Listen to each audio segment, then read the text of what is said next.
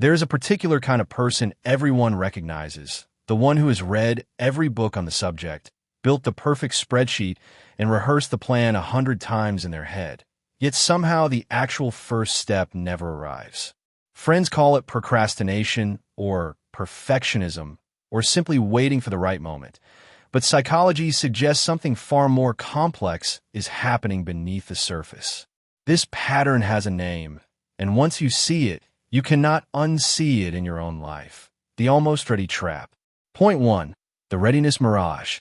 Your mind insists that readiness is a fact you can verify before acting, like checking the weather before a trip, but readiness is actually a feeling manufactured by your nervous system, and feelings are notoriously unreliable narrators. What if the calm certainty you are chasing only ever appears after you have already taken the leap, not before it? Psychology shows that confidence is largely a byproduct of action rather than its prerequisite, meaning the brain rewards movement with the very feeling you were waiting to receive first. Because you keep treating the mirage as a finish line, you delay indefinitely, mistaking the absence of fear for the presence of preparation. Point 2. The genius in waiting. As long as a plan remains unstarted, it also remains undefeated, and your brain quietly understands that this protects you from a particular kind of pain. There is comfort in being the genius who hasn't tried yet rather than the person who tried and fell short, because unstarted potential can never be measured against reality. Have you noticed how the idea feels more impressive in your head than any version of it ever could on paper?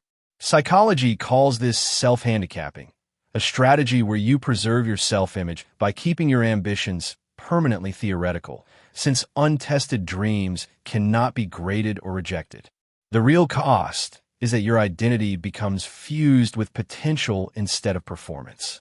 And potential, unlike performance, never actually grows on its own. Point 3. The permission loop. Somewhere along the way you decided that one more course, one more book, or one more sign would finally grant you permission to begin, and so you build a loop instead of a launch pad. Each new piece of preparation feels like progress, yet the finish line of readiness keeps sliding further away the moment you approach it. Why does the goalpost always seem to move exactly as fast as you do? Psychology suggests this happens because preparation activates the same reward circuitry as actual progress, so your brain experiences the loop as movement even while your life remains perfectly still. The loop becomes self-sustaining, offering just enough dopamine to feel productive while quietly ensuring that nothing changes. Point 4. The cost of almost. Living in the space of almost ready feels safer than living in the space of done, because almost ready carries no verdict, no scoreboard, and no possibility of failure. This in-between state becomes a kind of comfortable purgatory, one where effort is real but consequence is not, and your brain settles into it the way a body settles into a familiar chair.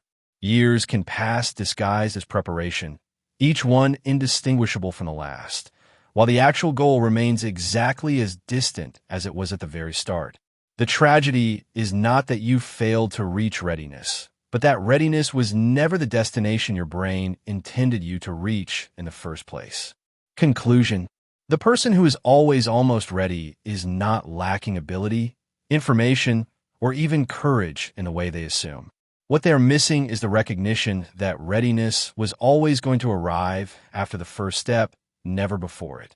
The plan you have rehearsed 100 times only becomes real the moment you stop rehearsing and finally move.